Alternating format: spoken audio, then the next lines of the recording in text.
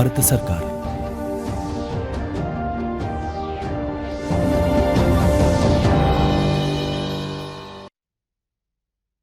ನಮಸ್ಕಾರ. ಮುಖ್ಯಾಂಶಗಳು. ಜೈವಿಕ ಮಾಹಿತಿ ತಂತ್ರಜ್ಞಾನ ವಲಯದಲ್ಲಿ ಬೆಂಗಳೂರು ಮುಂಚೂಣಿ, ಉದ್ಯೋಗ ಸೃಷ್ಟಿಯ ತಾಣವಾಗಿ ಅಭಿವೃದ್ಧಿ. ಹರ್ದೀಪ್ ಸಿಂಗ್ ಪುರಿ. ಸಮುದಾಯದ ಅವಶ್ಯಕತೆಗಳ ಪೂರೈಕೆ ಸಮಾಜದ ಜವಾಬ್ದಾರಿ, ಶೈಕ್ಷಣಿಕ ಪ್ರಗತಿಗೆ ಬಾನುಲಿ ಪೂರಕ. ಸಚಿವ ಡಾ ಎಲ್ ಮುರುಗನ್. ಹೊಸ ಚಿಂತನೆಗಳಿಂದ ನವಭಾರತ ನಿರ್ಮಾಣ, ಸದೃಢ ಸಂಕಲ್ಪವೇ ಸಫಲತೆಯ ಅಡಿಪಾಯ. ಪ್ರಧಾನಿ ನರೇಂದ್ರ ಮೋದಿ. ಟೋಕಿಯೋ ಪ್ಯಾರಾಲಿಂಪಿಕ್ಸ್, ಭಾರತಕ್ಕೆ ತ್ರಿವಳಿ ಪದಕ. ದಿವ್ಯಾಂಗ ಕ್ರೀಡಾಪಟುಗಳ ಸಾಧನೆಗೆ ಗಣ್ಯರ ಅಭಿನಂದನೆ. ವಾರ್ತೆಗಳ ವಿವರ. ನಮ್ಮ ಮೆಟ್ರೋ 2ನೇ ಹಂತದ ಮೈಸೂರು ರಸ್ತೆ ಕೆಂಗೇರಿ ನಡುವಿನ ವಿಸ್ತರಿತ ಮಾರ್ಗವನ್ನು ಕೇಂದ್ರ ವಸತಿ ಮತ್ತು ನಗರಾಭಿವೃದ್ಧಿ ಸಚಿವ ಹರ್ದೀಪ್ ಸಿಂಗ್ ಪುರಿ ಹಾಗೂ ಮುಖ್ಯಮಂತ್ರಿ ಬಸವರಾಜ ಬೊಮ್ಮಾಯಿ ಇಂದು ಉದ್ಘಾಟಿಸಿದರು. 7.5 ಕಿಲೋಮೀಟರ್ ಉದ್ದದ ನೇರಳೆ ಮಾರ್ಗದಲ್ಲಿನ ಮೆಟ್ರೋ ರೈಲು ಸಂಚಾರಕ್ಕೆ ಅವರು ಹಸಿರು ನಿಶಾನೆ ತೋರಿದರು. ಈ ಸಂದರ್ಭದಲ್ಲಿ ಸಚಿವರಾದ ಆರ್ ಅಶೋಕ, ಎಸ್ಟಿ ಸೋಮಶೇಖರ್, ಮುನಿರತ್ನ, ಸಂಸದರಾದ ಪಿಸಿ ಮೋಹನ್, ತೇಜಸ್ವಿ ಸೂರ್ಯ ಮತ್ತಿತರರು ಉಪಸ್ಥಿತರಿದ್ದರು. ನೇರಳೆ ಮಾರ್ಗದ ಬಹುನಿರೀಕ್ಷಿತ ವಿಸ್ತರಿತ ಮಾರ್ಗ ಇದಾಗಿದ್ದು, ಈ ಮಾರ್ಗದಲ್ಲಿ 7 ನಿಲ್ದಾಣಗಳು ಬರಲಿವೆ. ಈ ಮೆಟ್ರೋ ಸಂಚಾರದಿಂದಾಗಿ ಬೆಂಗಳೂರು ನಗರದಲ್ಲಿನ ವಾಹನ ದಟ್ಟಣೆ ಸ್ವಲ್ಪ ಮಟ್ಟಿಗೆ ನಿವಾರಣೆಯಾಗಲಿದೆ. ಜೊತೆಗೆ ಕೆಂಗೇರಿ, ರಾಜರಾಜೇಶ್ವರಿ ನಗರ ಮತ್ತು ಸುತ್ತಮುತ್ತಲಿನ ಪ್ರದೇಶಗಳ ಜನರ ಸುಗಮ ಸಂಚಾರಕ್ಕೆ ಅನುಕೂಲವಾಗಲಿದೆ. ಮೆಟ್ರೋ ರೈಲು ಸಂಚಾರಕ್ಕೆ ಪೂರಕವಾಗಿ ಬಿಎಂಟಿಸಿ ಫೀಡರ್ ಬಸ್ ಸೇವೆಯನ್ನು ಆರಂಭಿಸಿದೆ. ಬಳಿಕ ಹರ್ದೀಪ್ ಸಿಂಗ್ ಪುರಿ, ಬೆಂಗಳೂರು ನಗರವು ಪ್ರಮುಖ ಉದ್ಯೋಗಾವಕಾಶ ಸೃಷ್ಟಿಸುವ ತಾಣವಾಗಿದೆ. ಮಾಹಿತಿ, ಜೈವಿಕ ತಂತ್ರಜ್ಞಾನ ವಲಯದಲ್ಲಿ ಇದು ಬಹುದೊಡ್ಡ ಪಾತ್ರ ವಹಿಸಿದ್ದು, ಮಾಹಿತಿ ತಂತ್ರಜ್ಞಾನ ವಲಯದ ಒಟ್ಟು ರಫ್ತು ವಹಿವಾಟಿನ 35% ಪಾಲು ಬೆಂಗಳೂರು ಹೊಂದಿದೆ ಎಂದರು. ನಗರಗಳಲ್ಲಿನ ಜನಸಂಖ್ಯೆ ದಿನೇ ದಿನೇ ಏರಿಕೆಯಾಗುತ್ತಿದೆ.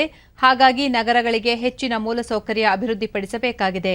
ವಿಶ್ವಸಂಸ್ಥೆಯ 2030ರ ಸುಸ್ಥಿರ ಅಭಿವೃದ್ಧಿ ಗುರಿಗಳನ್ನು ಸಾಧಿಸುವ ವೇಳೆಗೆ ದೇಶದಲ್ಲಿ 6 ಮಿಲಿಯನ್ ಜನರು ನಗರಗಳಲ್ಲಿಯೇ ವಾಸಿಸಲಿದ್ದಾರೆ ಎಂಬ ನಿರೀಕ್ಷೆಯಿದೆ ಎಂದರು.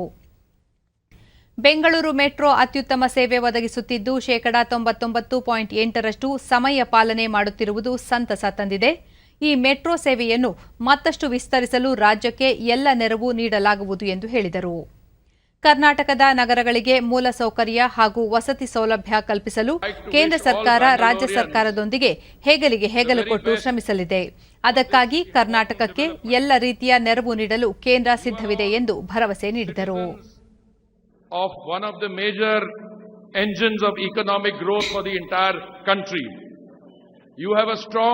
Presence in information technology, biotechnology, and applied science research. In May 2014, Modi ji's government, thanks to his own vision and farsightedness, has introduced a paradigm shift in our approach to urbanization. ಮುಖ್ಯಮಂತ್ರಿ ಬಸವರಾಜ ಬೊಮ್ಮಾಯಿ, ಬೆಂಗಳೂರು ಒಂದು ಅಂತಾರಾಷ್ಟ್ರೀಯ ನಗರವಾಗಿದ್ದು, metro ವ್ಯವಸ್ಥೆಗಳು ಅತ್ಯಗತ್ಯವಾಗಿವೆ. ಈ ವ್ಯವಸ್ಥೆಯು ಬೆಂಗಳೂರಿನ ಭವಿಷ್ಯವಾಗಬೇಕು. ಬೆಂಗಳೂರು ಅಂತಾರಾಷ್ಟ್ರೀಯ ವಿಮಾನ ನಿಲ್ದಾಣಕ್ಕೆ ಮೆಟ್ರೋ ಸಂಪರ್ಕ ಕಲ್ಪಿಸಿಕೊಡಲಿದ್ದು, 3 ಪ್ರಮುಖ ಸಂಪರ್ಕ ವ್ಯವಸ್ಥೆ ಹೊಂದಿದ ಮೊದಲ ಅಂತಾರಾಷ್ಟ್ರೀಯ ವಿಮಾನ ನಿಲ್ದಾಣವಾಗಲಿದೆ. ಅತಿ ಹೆಚ್ಚು ಜನದಟ್ಟಣೆ ಇರುವ 12 ರಸ್ತೆಗಳನ್ನು ಗುರುತಿಸಿದ್ದು, ಇಂಟೆಲಿಜೆನ್ಸ್ ಸಿಗ್ನಲಿಂಗ್ ವ್ಯವಸ್ಥೆ ಅಳವಡಿಸಲಾಗುವುದು ಎಂದು ಹೇಳಿದರು. ರಾಜ್ಯದ ವಿಶೇಷವಾಗಿ ಬೆಂಗಳೂರು ನಗರದ ಅಭಿವೃದ್ಧಿಗೆ ಪ್ರಧಾನಿ ನರೇಂದ್ರ ಮೋದಿ ನೇತೃತ್ವದ ಸರ್ಕಾರ ಸಂಪೂರ್ಣ ಸಹಕಾರ ನೀಡುತ್ತಿದೆ. ನವ ಭಾರತ ನಿರ್ಮಿಸುವ ಪ್ರಧಾನಮಂತ್ರಿ ಅವರ ಕನಸಿಗೆ ಪೂರಕವಾಗಿ ನವ ಕರ್ನಾಟಕ ನಿರ್ಮಾಣ ಗುರಿಯನ್ನು ಸರ್ಕಾರ ಹೊಂದಿದೆ. ಅದಕ್ಕಾಗಿ ರಾಜ್ಯದ 2 ಮತ್ತು 3ನೇ ದರ್ಜೆ ನಗರಗಳಲ್ಲಿ ಮೂಲಸೌಕರ್ಯ ವೃದ್ಧಿಗೆ ಕೇಂದ್ರ ಇನ್ನೂ ಹೆಚ್ಚಿನ ಸಹಕಾರ ನೀಡಲಿದೆ ಎಂದು ವಿಶ್ವಾಸವಿದೆ ಎಂದು ಮುಖ್ಯಮಂತ್ರಿ ಹೇಳಿದರು. ಬೆಂಗಳೂರು ಮೆಟ್ರೋಲನ್ನು ಅವತ್ತು ಸ್ಯಾಂಕ್ಷನ್ ಮಾಡಿಕೊಟ್ಟವರು ಅಟಲ್ ಬಿಹಾರಿ ವಾಜಪೇಯಿ. ನನಗೆ ನೆನಪಿದೆ, ಒಂದು ಡೆಲಿಗೇಷನ್ನಲ್ಲಿ ನಾನು ಹೋದಾಗ ಅವ್ರು ಕೇಳ್ತಾ ಇದ್ರು, ಬೆಂಗಳೂರು ಮೆಟ್ರೋ ಕहाँ तक आ गया? ಬೆಂಗಳೂರು ಮೆಟ್ರೋ ದೇಶ ಕಿ ಶಾನ್ ಹೈ ಅಂತಿದ್ರು. ಅವರು ಬೆಂಗಳೂರು ಮೆಟ್ರೋ ಬೆಂಗಳೂರು ಏರ್ಪೋರ್ಟ್ ಕೊಟ್ಟರೆ ಇವತ್ತಿನ ನಮ್ಮ ಪ್ರಧಾನಮಂತ್ರಿಗಳಾದಂಥ ನರೇಂದ್ರ ಮೋದಿಜಿಯವರು ಅವರ ದೂರದೃಷ್ಟಿಯ ಒಬ್ಬ ನಾಯಕರು. ಅವರು ಮೊನ್ನೆ ನಾನು ಹೋದಾಗ ಮಾತನಾಡಿದಾಗ ಮೆಟ್ರೋ ಬಗ್ಗೆ ಯೋಚನೆಯನ್ನು ಮಾಡಿ ಅದಕ್ಕೆ ಯಾವುದೇ ರೀತಿಯ ಹಣಕಾಸಿನ ತೊಂದರೆ ಆಗದಂತೆ ನಾವು ನೋಡ್ಕೊಳ್ತೇವೆ, ಅದನ್ನು ಸ್ಪೀಡಪ್ ಮಾಡಿ ಅನ್ನುವಂಥ ಮಾತನ್ನು ಅವ್ರು ಹೇಳಿದರು. ಅಷ್ಟೇ ಅಲ್ಲ, ಬೆಂಗಳೂರಿಗೆ ಸಬರ್ಬನ್ ಅನ್ನು ಸ್ಯಾಂಕ್ಷನ್ ಮಾಡಿಕೊಟ್ಟಿದ್ದಾರೆ, which is A important link. Suburban ಅನ್ನು ಸ್ಯಾಂಕ್ಷನ್ ಮಾಡಿ ಇವತ್ತು ನಮಗೆ ಕೊಟ್ಟಿದ್ದಾರೆ ನರೇಂದ್ರ ಮೋದಿಜಿಯವರು.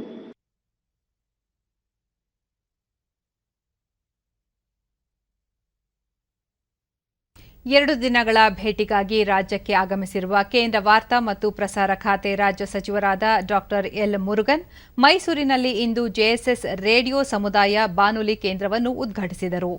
ಈ ಸಂದರ್ಭದಲ್ಲಿ ಸುತ್ತೂರು ಮಠದ ಶಿವರಾತ್ರಿ ದೇಶಿಕೇಂದ್ರ ಸ್ವಾಮೀಜಿ, ಶಾಸಕರಾದ ರಾಮದಾಸ್, ತನ್ವೀರ್ ಸೇಠ್ ಮತ್ತಿತರರು ಪಾಲ್ಗೊಂಡಿದ್ದರು. ಬಳಿಕ ಜೆಎಸ್ಎಸ್ ಕಲಾ, ವಾಣಿಜ್ಯ ಮತ್ತು ವಿಜ್ಞಾನ ಕಾಲೇಜಿನ ಆವರಣದಲ್ಲಿ ನಡೆದ ಶಿವರಾತ್ರಿ ರಾಜೇಂದ್ರ ಮಹಾಸ್ವಾಮೀಜಿಯವರ 106ನೇ ಜಯಂತ್ಯುತ್ಸವ ಬಾನುಲಿ ಕೇಂದ್ರ ಉದ್ಘಾಟನೆ ವೇದಿಕೆ ಕಾರ್ಯಕ್ರಮದಲ್ಲಿ ಅವರು ಭಾಗವಹಿಸಿದ್ದರು.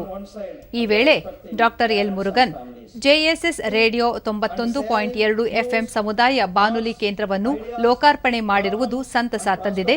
ಸಮುದಾಯದ ಅವಶ್ಯಕತೆ ಹಾಗೂ ಸಮೀಕ್ಷೆಯ ಫಲಿತಾಂಶದ ಆಧಾರದಲ್ಲಿ ಮೈಸೂರು ನಗರ ಮತ್ತು ಗ್ರಾಮೀಣ ಪ್ರದೇಶದ ಜನರಿಗೆ ಅಭಿವೃದ್ಧಿ ವಿಚಾರಗಳ ಮಾಹಿತಿಯನ್ನು ಒದಗಿಸಿ ಜಾಗೃತಿ ಮೂಡಿಸಿ ಸಶಕ್ತ ಸಮಾಜ ರೂಪಿಸುವ ಗುರಿಯನ್ನು ಸಾಧಿಸುವುದು ಅಗತ್ಯ.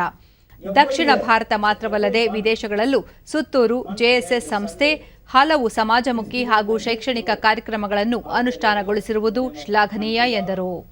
He gave the message to the last man of the country.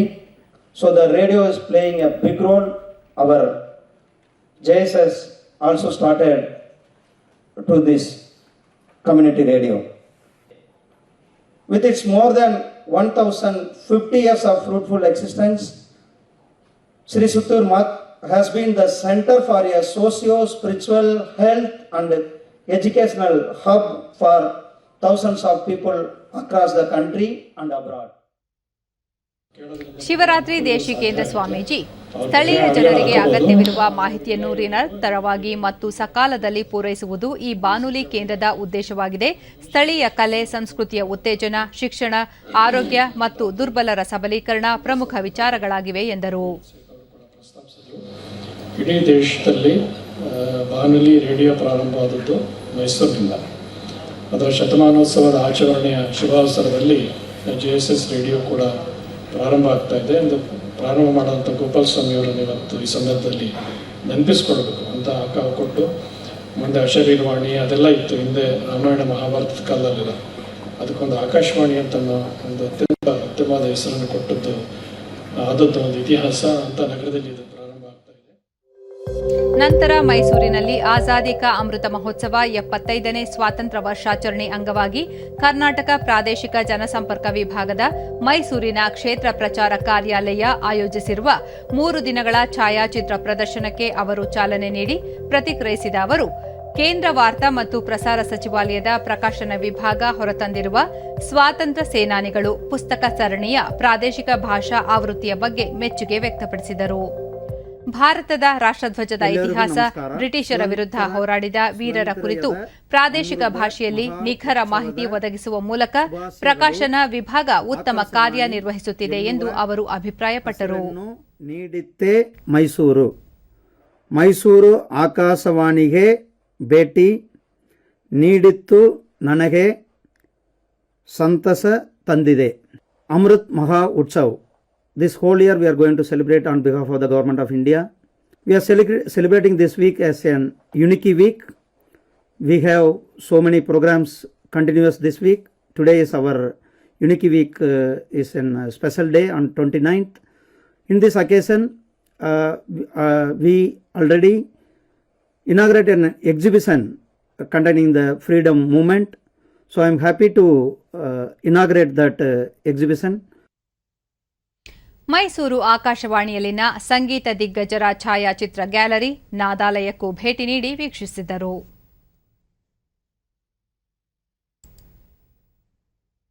ಪ್ರಧಾನಿ ನರೇಂದ್ರ ಮೋದಿ ಆಕಾಶವಾಣಿಯ ತಮ್ಮ ಜನಪ್ರಿಯ ಕಾರ್ಯಕ್ರಮ ಮನ್ ಕಿ ಬಾತ್ನಲ್ಲಿಂದು ದೇಶ ಬಾಂಧವರನ್ನು ಉದ್ದೇಶಿಸಿ ಮಾತನಾಡಿದರು. ಈ ಕುರಿತು ಒಂದು ವರದಿ. 80ನೇ ಆವೃತ್ತಿಯ ಮನದ ಮಾತಿನಲ್ಲಿ ಪ್ರಧಾನಿ ಹಾಕಿ ಮಾಂತ್ರಿಕ ಮೇಜರ್ ಧ್ಯಾನ್ ಚಂದ್ ಜನ್ಮದಿನವನ್ನು ಸ್ಮರಿಸಿ ದೇಶ ಅವರ ಸ್ಮರಣಾರ್ಥ ಇಂದು ರಾಷ್ಟ್ರೀಯ ಕ್ರೀಡಾ ದಿನ ಆಚರಿಸುತ್ತಿದೆ ಎಂದರು.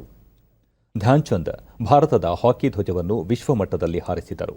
4 ದಶಕಗಳ ನಂತರ ಈ ಬಾರಿಯ ಒಲಿಂಪಿಕ್ಸ್ನಲ್ಲಿ ಭಾರತಕ್ಕೆ ಹಾಕಿಯಲ್ಲಿ ಪದಕ ಲಭಿಸಿದೆ. ಇದು ಅವರ ಆತ್ಮಕ್ಕೆ ಸಂತಸ ನೀಡಲಿದೆ.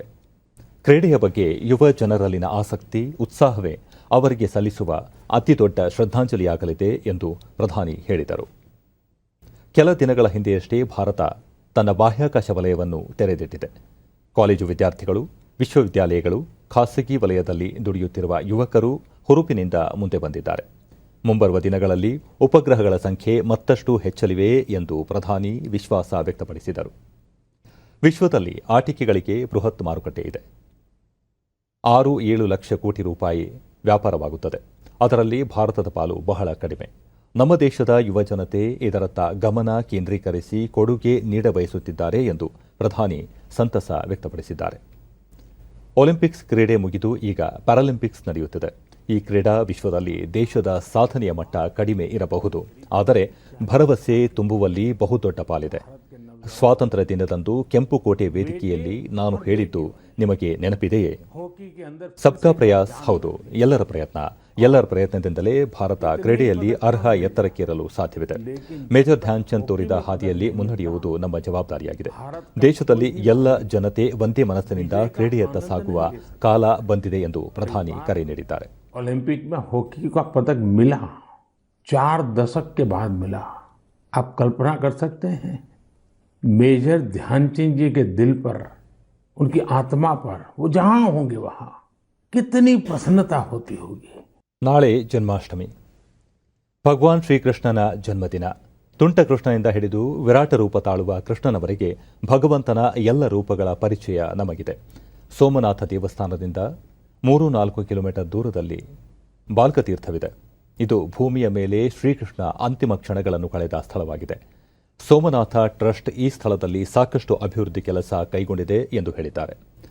ಅಮೆರಿಕದಲ್ಲಿ ಜನಿಸಿ ಅಲ್ಲಿಯೇ ಬೆಳೆದು ಶ್ರೀಕೃಷ್ಣನ ವಿಭಿನ್ನ ಅವತಾರಗಳನ್ನು ಚಿತ್ರರೂಪದಲ್ಲಿ ಬಿಡಿಸಿರುವ ರಾಣಿ ದಾಸಿ ಇಸ್ಕಾನ್ ಸಂಸ್ಥಾಪಕ ಶ್ರೀ ಪ್ರಭುಪಾದ ಸ್ವಾಮಿ 125ನೇ ಜಯಂತಿ ಅಂಗವಾಗಿ ಭಾರತಕ್ಕೆ ಆಗಮಿಸಿದ್ದು ಅವರೊಂದಿಗೆ ಪ್ರಧಾನಿ ಮೋದಿ ಸಂವಾದ ನಡೆಸಿದ್ದಾರೆ.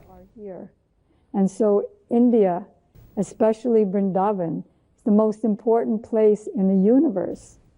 Vrindavan is the source of all the Vaikuntha planets, the source of Dwarka, the source of the whole material creation. So I love India. ದೇಶ ಸ್ವಾತಂತ್ರ್ಯದ ಅಮೃತ ಮಹೋತ್ಸವವನ್ನು ಆಚರಿಸುತ್ತಿರುವಾಗ ಸ್ವಚ್ಛ ಭಾರತ ಅಭಿಯಾನ ನಿಧಾನವಾಗದಂತೆ ನೋಡಿಕೊಳ್ಳಬೇಕು. ದೇಶದ ಹೆಚ್ಚೆಚ್ಚು ನಗರಗಳು ವಾಟರ್ ಪ್ಲಸ್ ಸಿಟಿ ಆದಷ್ಟು ಸ್ವಚ್ಛತೆಯೂ ಹೆಚ್ಚುತ್ತದೆ. ನಮ್ಮ ನದಿಗಳು ಸ್ವಚ್ಛವಾಗಿರುತ್ತವೆ. ನೀರು ಉಳಿಸುವ ಮಾನವೀಯ ಜವಾಬ್ದಾರಿ ನಿಭಾಯಿಸುವ ಸಂಸ್ಕೃತಿಯೂ ಹೆಚ್ಚುತ್ತದೆ ಎಂದು ಪ್ರಧಾನಿ ಹೇಳಿದ್ದಾರೆ. ಬಿಹಾರದ ಮಧುಬನಿಯಲ್ಲಿ ಡಾಕ್ಟರ್ ರಾಜೇಂದ್ರ ಪ್ರಸಾದ್ ಕೃಷಿ ವಿಶ್ವವಿದ್ಯಾಲಯ, ಸ್ಥಳೀಯ ಕೃಷಿ ವಿಜ್ಞಾನ ಕೇಂದ್ರ ಒಗ್ಗೂಡಿ ಕೈಗೊಂಡಿರುವ ಉಪಕ್ರಮ ಸುಖೇತ್ ಮಾದರಿ ರೈತರಿಗೆ ಪ್ರಯೋಜನದ ಜೊತೆಗೆ ಸ್ವಚ್ಛ ಭಾರತ ಅಭಿಯಾನಕ್ಕೆ ಹೊಸ ಬಲ ನೀಡುತ್ತಿದೆ. ಗ್ರಾಮಗಳಲ್ಲಿ ಮಾಲಿನ್ಯ ಕಡಿಮೆ ಮಾಡುವುದು ಸುಖೇತ್ ಮಾದರಿಯ ಉದ್ದೇಶವಾಗಿದೆ. ಇಂತಹ ಪ್ರಯತ್ನ ಗ್ರಾಮಗಳ ಶಕ್ತಿ ಹೆಚ್ಚಿಸಬಹುದು. ಇದೇ ಸ್ವಾವಲಂಬನೆಯ ವಿಷಯ ಎಂದು ಪ್ರಧಾನಿ ಹೇಳಿದ್ದಾರೆ. मानवीय जिम्मेवारी निभाने के संस्कार भी होंगे. तीसरा, गांव वालों को रसोई गैस सिलेंडर के लिए पैसे, और चौथा, गांव के किसानों को जैविक खाद. आप सोचिए, इस तरह के प्रयास हमारे गांवों की शक्ति कितनी ज्यादा बढ़ा सकते हैं. ಮನದ ಮಾತು ಈಗ ಭಾರತದ ಗಡಿಯೊಳಗೆ ಮಾತ್ರ ಸೀಮಿತವಾಗಿಲ್ಲ. ದೇಶದ ವಿವಿಧ ಮೂಲೆ ಮೂಲೆಗಳಲ್ಲಿ ಮನದ ಮಾತಿನ ಚರ್ಚೆ ನಡೆಯುತ್ತದೆ. ವಿದೇಶಗಳಲ್ಲಿ ನೆಲೆಸಿರುವ ಭಾರತೀಯ ಸಮುದಾಯದ ಜನರು ಕೂಡ ನನಗೆ ಹೊಸ ಹೊಸ ವಿಷಯಗಳ ಕುರಿತು ಮಾಹಿತಿಯನ್ನು ನೀಡುತ್ತಿದ್ದಾರೆ. ಗುಜರಾತ್ನ ಕೇವಡಿಯಾದಲ್ಲಿ ಸಂಸ್ಕೃತ ಭಾಷೆಯ ಗೌರವ ಹೆಚ್ಚಿಸುವ ಕಾರ್ಯದಲ್ಲಿ ರೇಡಿಯೋ ಆರ್ಜೆಗಳು ತೊಡಗಿದ್ದಾರೆ. ಅವರು ಸಂಸ್ಕೃತ ಭಾಷೆಯಲ್ಲಿ ಮಾತನಾಡುತ್ತಾರೆ. ವಿಶ್ವದ ಅತಿ ಎತ್ತರದ ಏಕತಾ ಪ್ರತಿಮೆ ಸ್ಥಾಪಿತವಾಗಿರುವ ಸ್ಥಳವೇ ಕೇವಡಿಯಾ. ಇಲ್ಲಿ ಎಲ್ಲ ರೇಡಿಯೋ ಜಾಕಿಗಳು ತಮ್ಮ ಶ್ರೋತೃಗಳೊಂದಿಗೆ ಸಂಸ್ಕೃತ ಭಾಷೆಯಲ್ಲಿ ಮಾತನಾಡಿ ಅವರುಗಳಿಗೆ ಸಂಸ್ಕೃತದಲ್ಲಿ ಮಾಹಿತಿ ಒದಗಿಸುತ್ತಾರೆ. ಸ್ನೇಹಿತರೆ, ನಮ್ಮಲ್ಲಿ ಸಂಸ್ಕೃತ ಕುರಿತು ಹೀಗೆಂದು ಹೇಳಿದ್ದಾರೆ: ಅಮೃತಂ ಸಂಸ್ಕೃತಂ ಮಿತ್ರ, ಸರಸಂ ಸರಳಂ ವಚ, ಏಕತಾ ಮೂಲಕಂ ರಾಷ್ಟ್ರೇ, ಜ್ಞಾನ ವಿಜ್ಞಾನ ಪೋಷಕಂ. ಅಂದರೆ ನಮ್ಮ ಸಂಸ್ಕೃತ ಭಾಷೆ ಸರಸವೂ ಹೌದು, ಸರಳವೂ ಹೌದು. ಸಂಸ್ಕೃತ ತನ್ನ ವಿಚಾರ ಸಾಹಿತ್ಯದ ಮೂಲಕ ಜ್ಞಾನ ವಿಜ್ಞಾನ ಹಾಗೂ ರಾಷ್ಟ್ರದ ಏಕತೆಯನ್ನು ಕೂಡ ರಕ್ಷಿಸುತ್ತದೆ, ಬಲಿಷ್ಠಗೊಳಿಸುತ್ತದೆ. ವಿದೇಶದಲ್ಲಿ ಸಂಸ್ಕೃತ ಬೋಧಿಸುವ ಪ್ರೇರಣಾತ್ಮಕ ಕೆಲಸ ಮಾಡುತ್ತಿರುವ ವ್ಯಕ್ತಿಗಳ ಬಗ್ಗೆ ಪ್ರಧಾನಿ ಮಾಹಿತಿ ನೀಡಿದ್ದಾರೆ. संस्कृत अपने विचारों, अपने साहित्य के माध्यम से ये ज्ञान विज्ञान और राष्ट्र की एकता का भी पोषण करती हैं, उसे मजबूत करती हैं, जो विदेशों में संस्कृत पढ़ाने का प्रेरक कार्य कर रहे हैं. ಇನ್ನು ಕೆಲವೇ ದಿನಗಳಲ್ಲಿ ವಿಶ್ವಕರ್ಮ ಜಯಂತಿ ಬರಲಿದೆ. ವಿಶ್ವಕರ್ಮ ವಿಶ್ವದ ಸೃಷ್ಟಿಯ ಶಕ್ತಿಯ ಸಂಕೇತವೆಂದು ಭಾವಿಸಲಾಗುತ್ತದೆ. ಹೊಲಿಗೆ ಕಸೂತಿಯೇ ಆಗಿರಲಿ, ಸಾಫ್ಟ್ವೇರ್ ಅಥವಾ ಉಪಗ್ರಹವೇ ಆಗಿರಲಿ, ತಮ್ಮ ನೈಪುಣ್ಯತೆಯಿಂದ ಯಾವುದೇ ವಸ್ತುವನ್ನು ರಚಿಸುತ್ತಾರೋ ಅವೆಲ್ಲವೂ ಭಗವಾನ್ ವಿಶ್ವಕರ್ಮನ ಅಭಿವ್ಯಕ್ತಿಯಾಗಿರುತ್ತದೆ. ಈಗ ವಿಶ್ವದಲ್ಲಿ ನೈಪುಣ್ಯವನ್ನು ಹೊಸದೊಂದು ರೀತಿಯಲ್ಲಿ ಗುರುತಿಸಲಾಗುತ್ತಿದ್ದರೂ ನಮ್ಮ ಋಷಿ ಮುನಿಗಳು ಸಾವಿರಾರು ವರ್ಷಗಳಿಂದ ನೈಪುಣ್ಯ ಹಾಗೂ ಪ್ರಮಾಣಕ್ಕೆ ಒತ್ತು ನೀಡಿದ್ದಾರೆ. ಅವರು ನೈಪುಣ್ಯ, ಪ್ರತಿಭೆ, ಕೌಶಲ್ಯವನ್ನು ನಂಬಿಕೆಯೊಂದಿಗೆ ಜೋಡಿಸಿ ಜೀವನದ ತತ್ವದ ಭಾಗವಾಗಿಸಿದ್ದಾರೆ. ವಿಶ್ವಸ್ಯ ಕೃತೆ ಯಸ್ಯ ಕರ್ಮ ವ್ಯಾಪಾರಸ್ ವಿಶ್ವ ಅಂದರೆ ಸೃಷ್ಟಿ ಮತ್ತು ಸೃಷ್ಟಿಗೆ ಸಂಬಂಧಿಸಿದ ಎಲ್ಲ ಕೆಲಸಗಳನ್ನು ಮಾಡುವವನು ವಿಶ್ವಕರ್ಮ ಎಂದರ್ಥ. ನಮ್ಮ ಧರ್ಮ ಗ್ರಂಥಗಳ ದೃಷ್ಟಿಯಲ್ಲಿ ನಮ್ಮ ಸುತ್ತಮುತ್ತ ನಿರ್ಮಾಣ ಮತ್ತು ರಚನೆಯಲ್ಲಿ ತೊಡಗಿಕೊಂಡಿರುವ ನೈಪುಣ್ಯತೆ ಹೊಂದಿರುವ ನುರಿತ ವ್ಯಕ್ತಿಗಳಿದ್ದಾರೋ ಅವರೆಲ್ಲರೂ ವಿಶ್ವಕರ್ಮನ ಪರಂಪರೆಯವರು ಎಂದು ಪ್ರಧಾನಿ ಹೇಳಿದ್ದಾರೆ. निर्माण और सृजन में जुटे जितने भी स्किल्ड हुनरमंद लोग हैं वो भगवान विश्वकर्मा की विरासत है. ಈ ವರ್ಷ ದೇಶಕ್ಕೆ ಸ್ವಾತಂತ್ರ್ಯದ 75ನೇ ವರ್ಷವಾಗಿದೆ. ನಾವು ನಿತ್ಯವೂ ಒಂದು ಹೊಸ ಸಂಕಲ್ಪ ಮಾಡಬೇಕು, ಹೊಸ ಚಿಂತನೆ ನಮ್ಮಲ್ಲಿ ಮೂಡಬೇಕು ಮತ್ತು ಹೊಸದನ್ನೇನಾದರೂ ಮಾಡಬೇಕೆನ್ನುವ ನಮ್ಮ ಉತ್ಸಾಹವನ್ನು ಹೆಚ್ಚಿಸಬೇಕು. ಭಾರತ ಸ್ವಾತಂತ್ರ್ಯದ 100 ವರ್ಷಗಳನ್ನು ಪೂರ್ಣಗೊಳಿಸಿದಾಗ ನಮ್ಮ ಈ ಸಂಕಲ್ಪವೇ ಅದರ ಸಫಲತೆಯ ಅಡಿಪಾಯದಲ್ಲಿ ಗೋಚರಿಸುತ್ತದೆ. ಆದ್ದರಿಂದ ಈ ಅವಕಾಶ ಕೈಜಾರದಂತೆ ನಾವು ನೋಡಿಕೊಳ್ಳಬೇಕು ಎಂದು ಪ್ರಧಾನಿ ಕರೆ ನೀಡಿದ್ದಾರೆ. ಔಷಧವೂ ಬೇಕು, ಕಟ್ಟುನಿಟ್ಟಿನ ಎಚ್ಚರವೂ ಬೇಕು. ದೇಶದಲ್ಲಿ 62 ಕೋಟಿಗಿಂತಲೂ ಅಧಿಕ ಮಂದಿಗೆ ಲಸಿಕೆ ಡೋಸ್ಗಳನ್ನು ನೀಡಿಯಾಗಿದೆ. ಆದರೂ ಕೂಡ ಕೋವಿಡ್ ಸಾಂಕ್ರಾಮಿಕ ಕುರಿತು ನಾವು ಜಾಗರೂಕರಾಗಿರಬೇಕು ಎಂದು ಪ್ರಧಾನಿ ಹೇಳಿದ್ದಾರೆ. इसी कामना के साथ आप सभी को आने वाले पर्वों की एक बार फिर ढेरों बधाइयां. बहुत बहुत धन्यवाद. नमस्कार.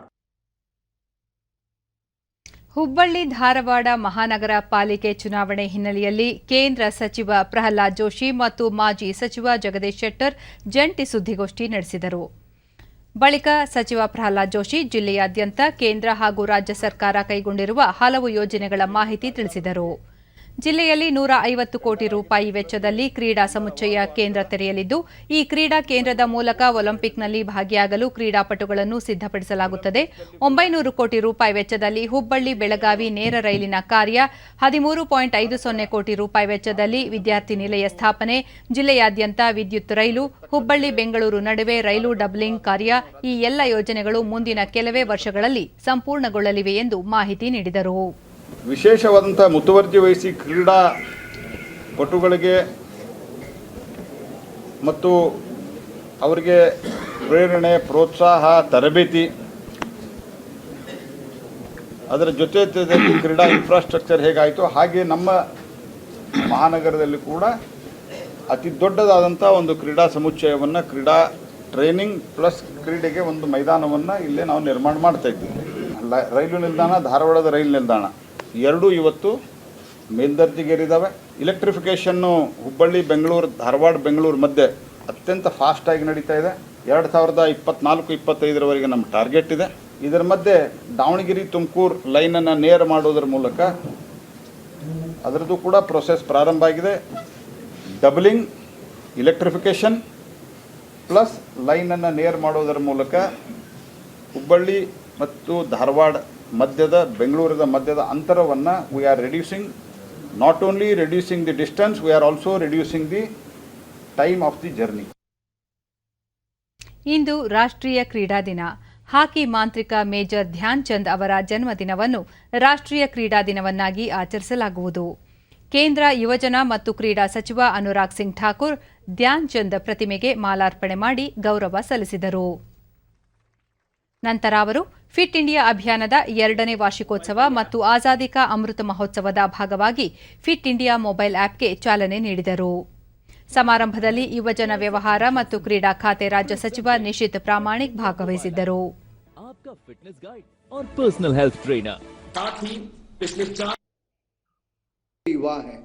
ಅನುರಾಗ್ ಸಿಂಗ್ ಠಾಕೂರ್, ಇದೊಂದು ಉಚಿತ ಆಪ್ ಆಗಿದ್ದು ಕ್ರೀಡಾಪಟುಗಳು, ಯುವಕರು ತಮ್ಮ ಗುರಿ ತಲುಪಲು ನಿರಂತರವಾಗಿ ತಮ್ಮ ಸದೃಢತೆ ಕಾಪಾಡಿಕೊಳ್ಳಲು ನೆರವಾಗಲಿದೆ.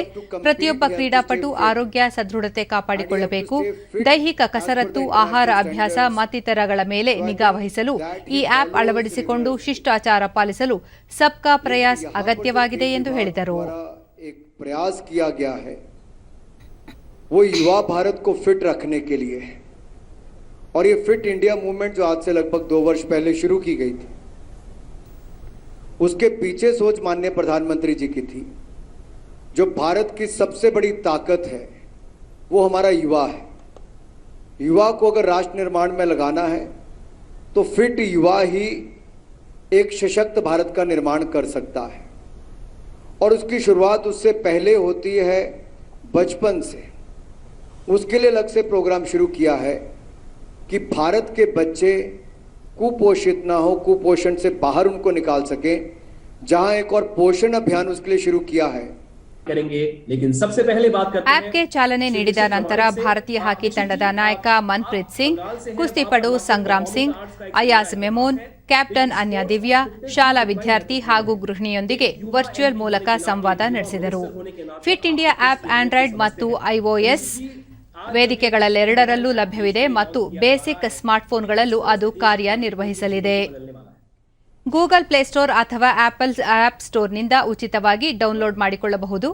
ಭಾರತವನ್ನು ಸದೃಢ ಮತ್ತು ಆರೋಗ್ಯಕರ ರಾಷ್ಟ್ರವನ್ನಾಗಿ ಮಾಡುವ ದೂರದೃಷ್ಟಿಯೊಂದಿಗೆ ಪ್ರಧಾನಿ ನರೇಂದ್ರ ಮೋದಿ ಅವರು 2019 ಆಗಸ್ಟ್ 29ರಂದು ಫಿಟ್ ಇಂಡಿಯಾ ಅಭಿಯಾನಕ್ಕೆ ಚಾಲನೆ ನೀಡಿದರು.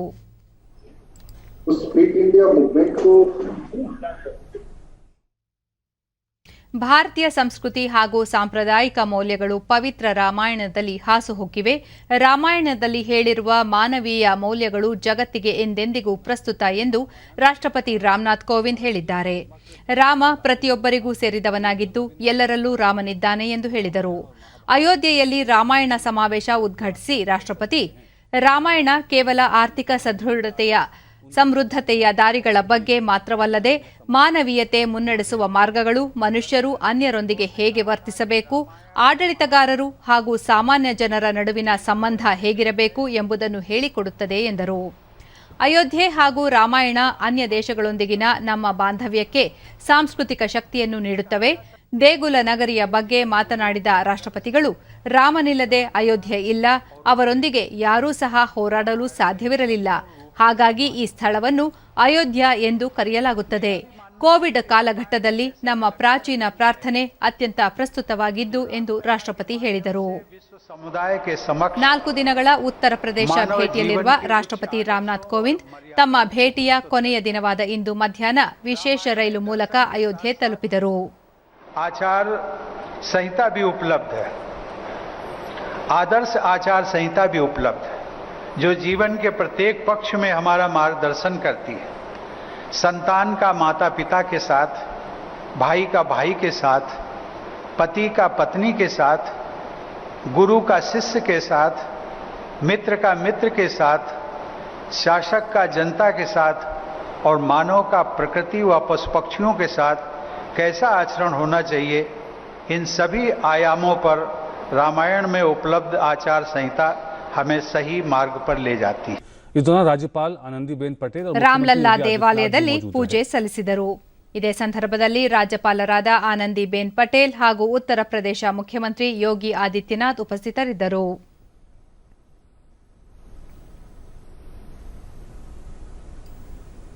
इस दौरान उनके साथ राज्य के मुख्यमंत्री योगी आदित्यनाथ भी मौजूद थे.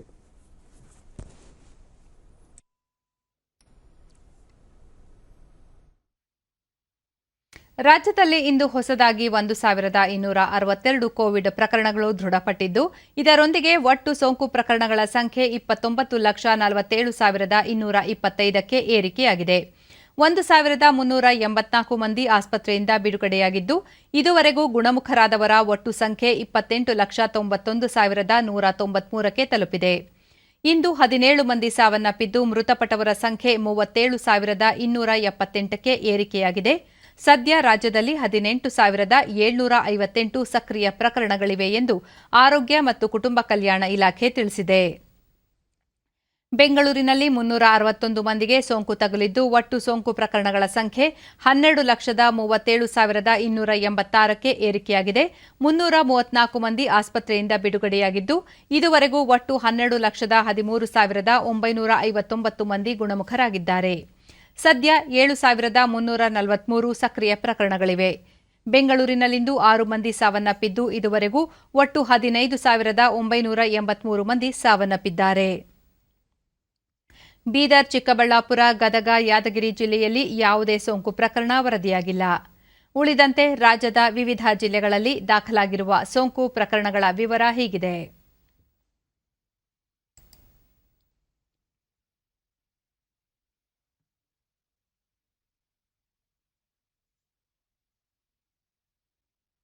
ರಾಷ್ಟ್ರೀಯ ಕ್ರೀಡಾ ದಿನದ ಅಂಗವಾಗಿ ಯುವಕರಲ್ಲಿ ಕ್ರೀಡಾ ಮೌಲ್ಯ ಹಾಗೂ ದೈಹಿಕ ಕ್ಷಮತೆ ಬಗ್ಗೆ ಅರಿವು ಮೂಡಿಸಲು ಸರ್ಕಾರೇತರ ಸಂಘಟನೆ ಮಾರ್ವಾಡಿ ಯುವ ಮೋರ್ಚಾ ವತಿಯಿಂದ ಬೆಂಗಳೂರಿನಲ್ಲಿ ಸೈಕಲ್ ಜಾಥಾ ಹಮ್ಮಿಕೊಳ್ಳಲಾಗಿತ್ತು. ಕಬ್ಬನ್ ಪಾರ್ಕ್ನಿಂದ ಆರಂಭವಾದ ಈ ಜಾಥಾ ಸುಮಾರು 5 ಕಿಲೋಮೀಟರ್ವರೆಗೂ ಕ್ರಮಿಸಿತು. ಹಲವು ಸೈಕಲ್ ಪಟುಗಳು ಉತ್ಸಾಹದಿಂದ ಜಾಥಾದಲ್ಲಿ ಭಾಗವಹಿಸಿದ್ದರು. ಜಪಾನ್ನ ಟೋಕಿಯೋದಲ್ಲಿ ನಡೆಯುತ್ತಿರುವ ಪ್ಯಾರಾಲಿಂಪಿಕ್ಸ್ ಕ್ರೀಡಾಕೂಟದಲ್ಲಿ ಭಾನುವಾರ ಭಾರತಕ್ಕೆ ತ್ರಿವಳಿ ಪದಕಗಳು ಲಭಿಸಿದ್ದು ಅತ್ಯುತ್ತಮ ಪ್ರದರ್ಶನ ತೋರಿದ ದೇಶದ ಕ್ರೀಡಾಪಟುಗಳು 2 ಬೆಳ್ಳಿ ಹಾಗೂ 1 ಕಂಚಿನ ಪದಕ ಪಡೆದಿದ್ದಾರೆ. ಟೇಬಲ್ ಟೆನಿಸ್ನಲ್ಲಿ ಭಾವಿನಾ ಬೆನ್ ಪಟೇಲ್, ಹೈಜಂಪ್ನಲ್ಲಿ ನಿಶಾದ್ ಕುಮಾರ್ ಬೆಳ್ಳಿ ಪದಕ ಗಳಿಸಿದರೆ ಡಿಸ್ಕಸ್ ಥ್ರೋನಲ್ಲಿ ವಿನೋದ್ ಕುಮಾರ್ ಕಂಚಿನ ಪದಕ ಗಳಿಸಿದರು. ತೀವ್ರ ಹಣಾಹಣಿಯಿಂದ ಕೂಡಿದ್ದ ಟೇಬಲ್ ಟೆನಿಸ್ ಫೈನಲ್ ಪಂದ್ಯದಲ್ಲಿ ಭಾವಿನಾ ಚೈನಾದ ಝಿಂಗ್ಝೋ ವಿರುದ್ಧ ಪರಾಭವಗೊಂಡರು. ಭಾವಿನಾ ಪಟೇಲ್ 11-7, 11-5 ಮತ್ತು 11-6ರಿಂದ ಪ್ರಬಲ ಪೈಪೋಟಿ ನೀಡಿ ರಜತ ಪದಕ ಪಡೆಯುವಲ್ಲಿ ಸಫಲರಾದರು. ಭಾವಿನಾ ಪಟೇಲ್ ಬೆಳ್ಳಿ ಪದಕವನ್ನು ದೇಶಕ್ಕೆ ಸಮರ್ಪಿಸಿರುವುದಾಗಿ ಪ್ರತಿಕ್ರಿಯಿಸಿದ್ದಾರೆ. ಅಲ್ಲದೆ ತಮ್ಮ ತರಬೇತುದಾರರು, ಕುಟುಂಬ ಸದಸ್ಯರು ಹಾಗೂ ಮಿತ್ರರಿಗೆ ನಿರಂತರ ಬೆಂಬಲ ನೀಡಿದ್ದಕ್ಕಾಗಿ ಧನ್ಯವಾದಗಳನ್ನು ಸಲ್ಲಿಸಿದ್ದಾರೆ. मुझे हमेशा मोटिवेट किया और जिन्होंने मुझे हमेशा हार्ड ट्रेनिंग दी जिसकी वजह से मैं यहाँ ಈ ಮಧ್ಯೆ ಗುಜರಾತ್ನ ಮೆಹಸಾನಾದಲ್ಲಿ ಭಾವಿನಾ ಅವರ ತಂದೆ ಹಸ್ಮುಖ್ ಭಾಯಿ ಪಟೇಲ್ ಹಾಗೂ ಕುಟುಂಬ ಸದಸ್ಯರು ಸಂಭ್ರಮ ಆಚರಿಸಿ ತಮ್ಮ ಅನಿಸಿಕೆಯನ್ನು ಹಂಚಿಕೊಂಡರು. मैं थैंक्स बोलना चाहती हूँ क्योंकि उन सभी ने जो मुझे टीम वर्क करके दिया है, जो मुझे अंडरस्टैंड किया है और जो मुझे हमेशा मोटिवेट किया है, उन सभी को मैं थैंक्स बोलना. ಮೂವರು ಕ್ರೀಡಾಪಟುಗಳನ್ನು ಅಭಿನಂದಿಸಿರುವ ಪ್ರಧಾನಿ ನರೇಂದ್ರ ಮೋದಿ ತಮ್ಮ ಅತ್ಯುತ್ತಮ ಪ್ರತಿಭೆ ಮತ್ತು ಕೌಶಲ್ಯದಿಂದ ದೇಶದ ಕೀರ್ತಿಯನ್ನು ಹೆಚ್ಚಿಸಿರುವ ಕ್ರೀಡಾಪಟುಗಳ ಸಾಧನೆ ಎಲ್ಲರಿಗೂ ಸ್ಫೂರ್ತಿಯಾಗಲಿ ಎಂದು ಹಾರೈಸಿದ್ದಾರೆ. ಪದಕ ವಿಜೇತ ಮೂವರು ಕ್ರೀಡಾಪಟುಗಳನ್ನು ಅಭಿನಂದಿಸಿ ರಾಷ್ಟ್ರಪತಿ ರಾಮನಾಥ್ ಕೋವಿಂದ್, ಉಪರಾಷ್ಟ್ರಪತಿ ಎಂ ವೆಂಕಯ್ಯ ನಾಯ್ಡು, ಪ್ರಧಾನಿ ನರೇಂದ್ರ ಮೋದಿ, ಕ್ರೀಡಾ ಸಚಿವ ಅನುರಾಗ್ ಸಿಂಗ್ ಠಾಕೂರ್ ಸೇರಿದಂತೆ ಹಲವು ಗಣ್ಯರು ಶುಭ ಹಾರೈಸಿ ಈ ಕ್ರೀಡಾಪಟುಗಳು ದೇಶದ ಪ್ರತಿಷ್ಠೆ ಹಾಗೂ ಗೌರವವನ್ನು ಅಂತಾರಾಷ್ಟ್ರೀಯ ಮಟ್ಟದಲ್ಲಿ ಗುರುತಿಸುವಂತೆ ಮಾಡಿದ್ದಾರೆ. ರಾಷ್ಟ್ರೀಯ ಕ್ರೀಡಾ ದಿನದಂದೇ ನಮ್ಮ ಕ್ರೀಡಾಪಟುಗಳು ಅದ್ವಿತೀಯ ಸಾಧನೆ ಮೆರೆದಿರುವುದು ವಿಶೇಷ ಎಂದು ಟ್ವೀಟ್ ಮಾಡಿದ್ದಾರೆ. ಕೊನೆಯಲ್ಲಿ ಮತ್ತೊಮ್ಮೆ ಮುಖ್ಯಾಂಶಗಳು. ಜೈವಿಕ ಮಾಹಿತಿ ತಂತ್ರಜ್ಞಾನ ವಲಯದಲ್ಲಿ ಬೆಂಗಳೂರು ಮುಂಚೂಣಿ, ಉದ್ಯೋಗ ಸೃಷ್ಟಿಯ ತಾಣವಾಗಿ ಅಭಿವೃದ್ಧಿ, ಹರ್ದೀಪ್ ಸಿಂಗ್ ಪುರಿ. ಸಮುದಾಯದ ಅವಶ್ಯಕತೆಗಳ ಪೂರೈಕೆ ಸಮಾಜದ ಜವಾಬ್ದಾರಿ, ಶೈಕ್ಷಣಿಕ ಪ್ರಗತಿಗೆ ಬಾನುಲಿ ಪೂರಕ, ಸಚಿವ ಡಾಕ್ಟರ್ ಎಲ್ ಮುರುಗನ್. ಹೊಸ ಚಿಂತನೆಗಳ ಸಹಕಾರದಿಂದ ನವಭಾರತ ನಿರ್ಮಾಣ, ಸದೃಢ ಸಂಕಲ್ಪವೇ ಸಫಲತೆಯ ಅಡಿಪಾಯ, ಪ್ರಧಾನಿ ನರೇಂದ್ರ ಮೋದಿ. ಟೋಕಿಯೋ ಪ್ಯಾರಾಲಿಂಪಿಕ್ಸ್ ಭಾರತಕ್ಕೆ ತ್ರಿವಳಿ ಪದಕ, ದಿವ್ಯಾಂಗ ಕ್ರೀಡಾಪಟುಗಳ ಸಾಧನೆಗೆ ಗಣ್ಯರ ಅಭಿನಂದನೆ. ನಮ್ಮ ವಾರ್ತಾ ಪ್ರಸಾರವನ್ನು ನೀವು ಡಿಡಿ ಚಂದನ ನ್ಯೂಸ್ ಯೂಟ್ಯೂಬ್ ಚಾನೆಲ್ನಲ್ಲೂ ವೀಕ್ಷಿಸಬಹುದು. ವೀಕ್ಷಕರೇ, ಈಗ ನಾನು ಸ್ಟುಡಿಯೋದಿಂದ ತೆರಳುತ್ತಿರುವ ಕಾರಣ ಮಾಸ್ಕ್ ಧರಿಸುತ್ತಿದ್ದೇನೆ. ನೀವು ಸಹ ಮನೆಯಿಂದ ಹೊರಹೋಗುವ ಮುನ್ನ ಸರಿಯಾದ ಕ್ರಮದಲ್ಲಿ ತಪ್ಪದೆ ಮಾಸ್ಕ್ ಧರಿಸಿ. ವ್ಯಕ್ತಿಗತ ಅಂತರ ಕಾಪಾಡಿಕೊಳ್ಳುವುದರೊಂದಿಗೆ ನೀವು ಸುರಕ್ಷಿತವಾಗಿರಿ, ನಿಮ್ಮವರನ್ನು ಸುರಕ್ಷಿತವಾಗಿರಿಸಿ. ನೈರ್ಮಲ್ಯಕ್ಕೆ ಆದ್ಯತೆ ನೀಡುವುದರ ಜೊತೆಗೆ ಸೋಂಕು ತಡೆಗೆ ಕೋವಿಡ್-19 ಲಸಿಕೆ ಪಡೆಯುವುದು ಅಗತ್ಯ. ಇಲ್ಲಿಗೆ ಇಂದಿನ ವಾರ್ತಾ ಪ್ರಸಾರ ಮುಕ್ತಾಯವಾಯಿತು. ಸತ್ಯ, ಸಮರ್ಥ, ಸಂಪೂರ್ಣ ಸುದ್ದಿಗಾಗಿ ವೀಕ್ಷಿಸಿ ಚಂದನ ವಾರ್ತೆ. ನಮ್ಮ ಮುಂದಿನ ವಾರ್ತಾ ಪ್ರಸಾರ ನಾಳೆ ಬೆಳಗ್ಗೆ 7:30 ನಮಸ್ಕಾರ.